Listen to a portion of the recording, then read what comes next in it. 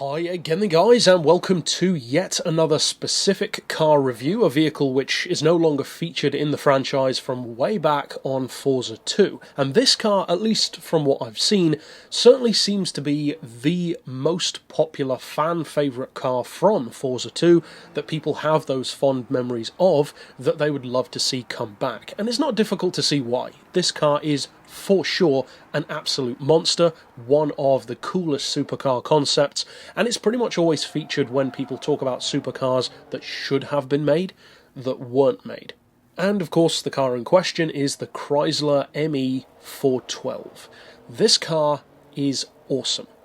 I strongly believe that this, had it been produced, could have been the best American supercar, or even the best American hypercar ever made.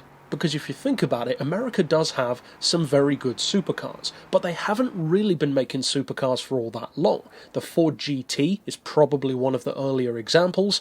It's a great car, but at least if you look at it straight out of the factory, top-end speed isn't overly high, the acceleration can certainly be beaten. It's a good one, but far from being the country's best that they can offer. The Ultima Aero has incredible straight-line speed, but the handling leaves much to be desired. Then you've got something much newer like a Hennessy Venom, which again is basically the same as the Ultima Aero, incredible straight-line power and speed, but not so much on cornering ability. And then you've got a couple of other lesser-known ones, like the Mosler MT900, which is one of my personal favourite supercars ever, and that has a very strong case, just like the Saleen S7 also does, for being possibly the best all-round American supercar you can buy. But even then, had this car, the ME412, reached production, it would have been better than those cars, not in any specific way, because it can be beaten in every way by something else that America has to offer, be it price, power, top speed, acceleration, handling, whatever. But the thing about the ME412, which is so cool, and would have been so cool in a production version as well, is what it has in terms of all-round ability. This car is so strong across the board. Now, on Forza 2, it's a 250,000 credit car, which of course makes it one of the most expensive cars in the game, which isn't too surprising, being a Class U vehicle, which is the top in the game, 999 PI. Even when you tune it, you can't get it to go any higher than that. But the question arises, what do you actually get from the car in terms of spec? Well, in the real world, because there are some numbers that aren't provided on the game, but in the real world, this car was produced, or not produced, only in concept form, in 2004. Now, the supercar climate of 2004 is very easy to underestimate, because compared to now, it was a totally different landscape. You had stuff like the Saleen S7, the SLR McLaren, I believe the Porsche Carrera GT was kind of around at that time, maybe not quite yet. You had the Veyron being talked about a lot. So it was a very interesting time for supercars. You also had stuff like the Gumper Apollo being talked about more, the Mosler MT900. So it was a very, very cool time in those early to mid-2000s for the supercar scene. But as far as those American cars go, American supercars specifically, as I said earlier, there wasn't really an American supercar which could not just rival everything else, but potentially beat almost everything else. And what I would argue is that the ME412 would have been that car. This would have been the American equivalent of a Koenigsegg or a Veyron, because this car in real life has a 6-litre quad-turbo Mercedes-AMG V12 engine, putting out 850 horsepower, just under 850 pound-feet of torque, and all of that is in a car which only weighs 1,306 kilos. Now, the horsepower per tonne is over 650. That is well beyond a Veyron. Around 100 horsepower more, if not more, than a Veyron per tonne. That is remarkably good for a car like this. Now, at the time, you have to remember that something like a Koenigsegg, which at that time would have been both the CC8S and the CCR, were only putting out about 806 horsepower. That means that this was more powerful than the best that Koenigsegg had to offer. Now, of course, they've come a long way since then, but it gives you some idea of how earth-shatteringly good this car would have been on the supercar scene. Now, as far as performance, there are different quotes from different games and different sources.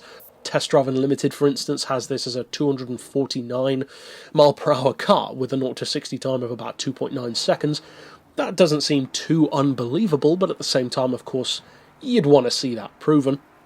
And given the power that it has, the aerodynamics, the engineering behind it with the Mercedes involvement, it could well have been around a 240 miles per hour car, for sure, maybe even more. That's not outside of the realm of possibility at all. So this could have been one of the fastest cars in the world, and had it been released just before the Veyron and been tested, given the kind of resources that Chrysler and Mercedes have, that they could have used to test this car and get it a world record, this could have been the fastest car in the world, had they got it done, got it produced and got it tested. But none of that happened. Only 2 were ever produced. It never passed the concept and prototype stage, which is really unfortunate.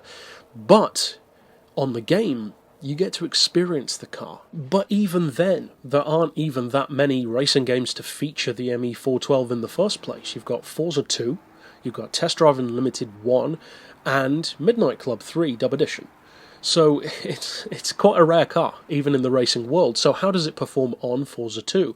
Well, the funny thing about it is I didn't recall using this car that much when I used to play the game all the time, or even recalling that it was that good a car. I knew it was fast, but I didn't remember how good or bad it was around corners. So I thought, well, maybe it wasn't that good if it didn't stand out in my memory. But going back to the game to record this review, it actually handles and performs a lot better than I thought it did. The handling is very smooth, the uptake of power and getting the power down to the street and the torque as well, it's really good at it. It handles very well. It's easily far more beginner friendly than the TVR Speed 12, which isn't really saying much considering most cars are more friendly than that, but still, you get the idea. It's a good U-Class 999 comparison. And I have to say, this can actually out-handle most of the other supercars in the game. Not necessarily all of them, but most of them. It's very easy to drive, especially given the huge power.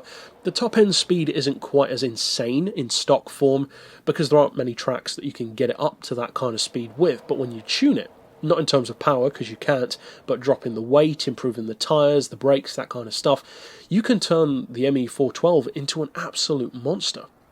And that's exactly what it deserves to have done to it, because it is a monster in the making. And I think that the most tragic thing of all about the ME412, which kind of is and isn't tragic at the same time from one perspective, is that this car, at least from what I learned a number of years ago, and I don't recall the source, so it could always be wrong, but as far as I'm aware, the ME412 was actually stopped because of a request by Mercedes to Chrysler, saying that the ME412 would have overshadowed their new supercar, which was, of course, the SLR McLaren. Now, if that is true, that's a real shame, because it's not a rival for the SLR McLaren. Sure, they're both supercars, but they're a totally different league. Technically, the ME412 is just a pure hypercar.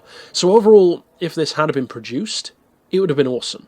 Unfortunately, it wasn't, but at least we still get to enjoy it in the game. And it is definitely a car which a lot of people would love to see return. But that's it overall for this particular pick. Of course, I'll see you guys next time, and for now, as always, thanks for watching.